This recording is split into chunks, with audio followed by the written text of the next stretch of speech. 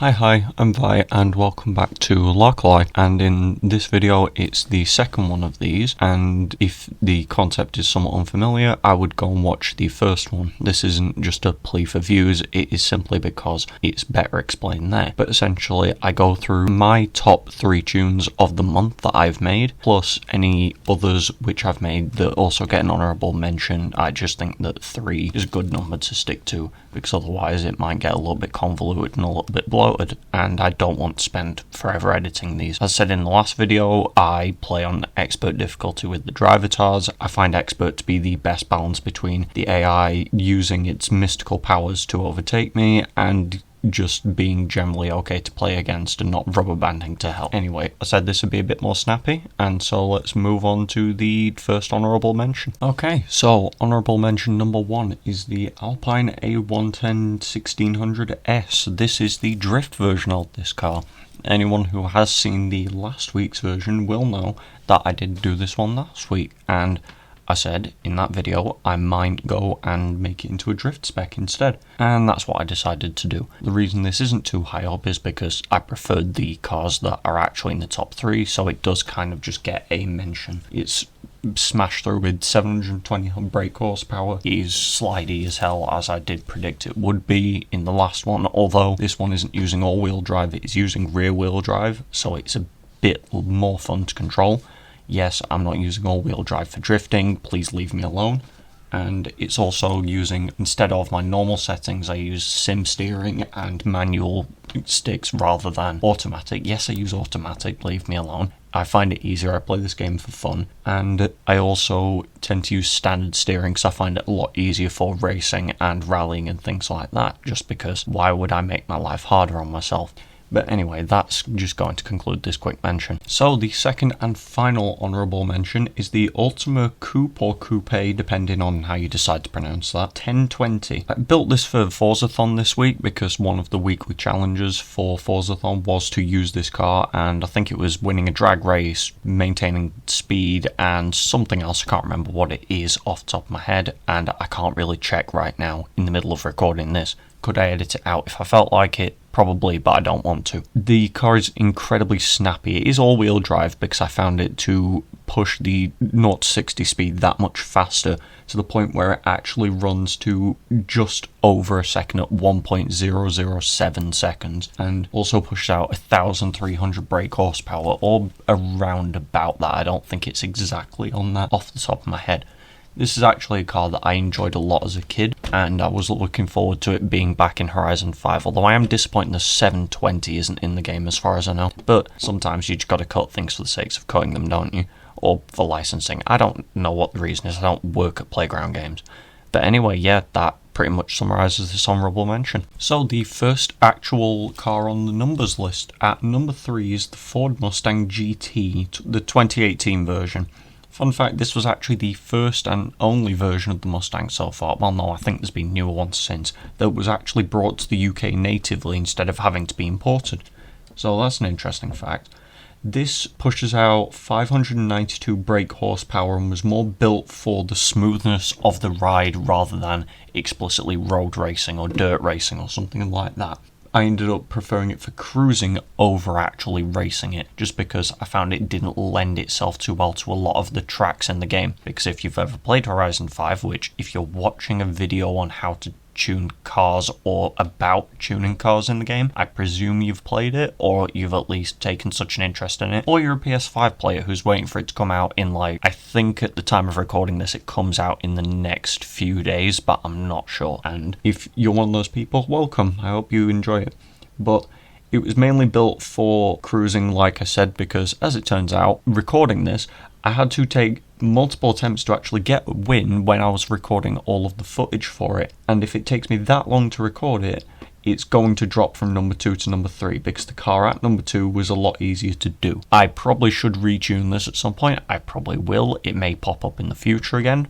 The tune that I had before this was in fact somehow worse, and I couldn't even get a win off that. And I went back and changed a bunch of stuff around, and now it's much better than it was before. But as always, there is room for improvement with everything that you do in life, so I may as well try and improve this as much as possible as well. So I think that will conclude number 3. So next up is the Ford Sierra Cosworth are. I honestly can't remember what year this came out because I only picked it up a couple weeks ago because I wanted a new rally tune for a Ford that wasn't explicitly a Focus or a Fiesta, because there's 50 million different Fiestas and Fords in the game that have been already pre-rally built, and I wanted something a little bit different, or like the older Ford rally cars which exist in the game. And so I went with this. It's actually, I think it's classified as a retro saloon in the game, so it's more of a saloon car. It's not really meant to be rallied, but I ended up just pushing it to rally anyway because I find it fun. And as a result, here we are. When it comes to this, it's incredibly snappy and sharp. It pushes out 383 brake horsepower, and it throws itself around corners incredibly well. Also pushing itself on tarmac very well, which I was quite surprised about, because normally when I build a rally car, I expect it to do incredibly well on the dirt, but immediately fall off and get caught up to when it gets onto the tarmac. However, this one just absolutely slammed through, and it still performs incredibly well on tarmac, which is a nice surprise. I mean, if the footage behind me gets to that point, it will demonstrate that. If you notice, it doesn't have the best lift-off because of, the lack of power in it, which you've probably noticed is a theme with my cars. I go for less power, more stability.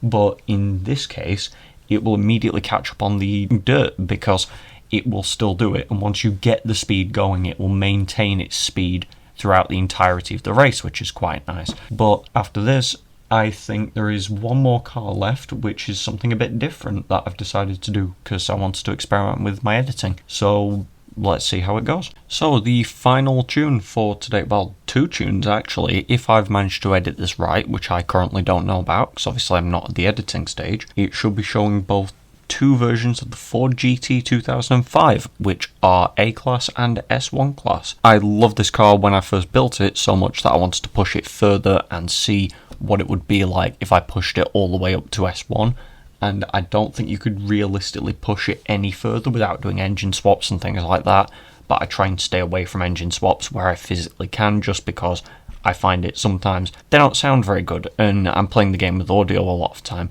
and I want my cars to at least sound nice. Weird priorities, I know, but, the things that make life more enjoyable occasionally. So, the A-Class tune that is probably on the left-hand side, if I can get this done correctly, is built more for ride smoothness and just being smooth. I think the Ford GT starts at like 785 or something, so it's not like I can really do too much with it, which is partially why I built the S1 Class, because it was already at the top of A. There wasn't really much wiggle room, and it would make for a very boring tune if I just did that and literally nothing else.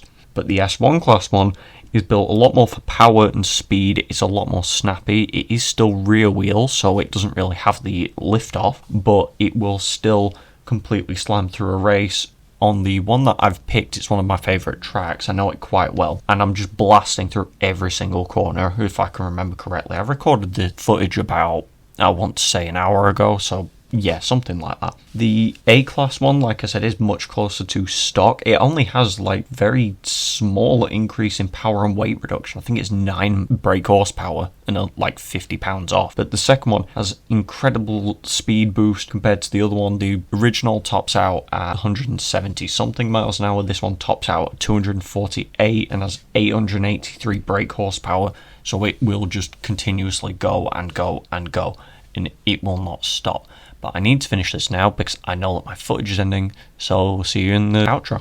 So yeah, that's pretty much it for today. I don't really know what else to say. I don't really have any tunes planned for next week, well, next month, to be honest.